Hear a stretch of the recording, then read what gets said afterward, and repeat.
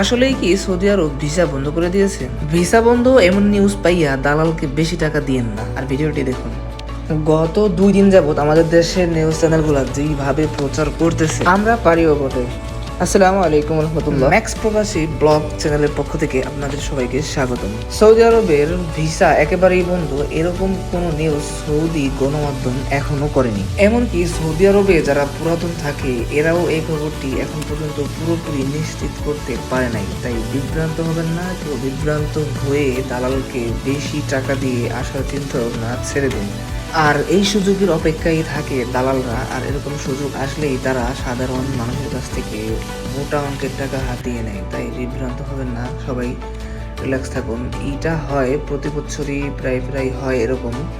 মাঝে মাঝে বিশেষ করে এটা হজের কারণে এরকম সমস্যাটা হয়ে থাকে। তারপরে আবার নিউজ চ্যানেলগুলো নিউজ করছে যে 29 জুন বা এই কিছুদিনের জন্য তারপরে ঠিক হয়ে যাবে।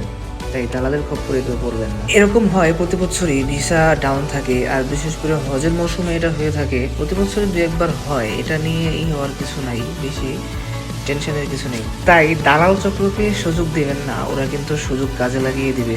সৌদি মক্তবালা আমিল যে পরিমাণ ভিসা উঠাই রাখছে, এই ভিসাগুলাই বহুত লোক আসতে পারবে। এটা নিয়ে টেনশনের কোনো কারণ নেই। বহুত অগণিত লোক আসতে পারবে। যে পরিমাণ ভিসা পিছনে উঠাই রাখছে এরা, নতুন ভিসা না হয় উঠানো বন্ধ, কিন্তু পিছনে এরা যে পরিমাণ ভিসা উঠাই রাখছে এটিতে তো বহুত মানুষ আসতে পারবে।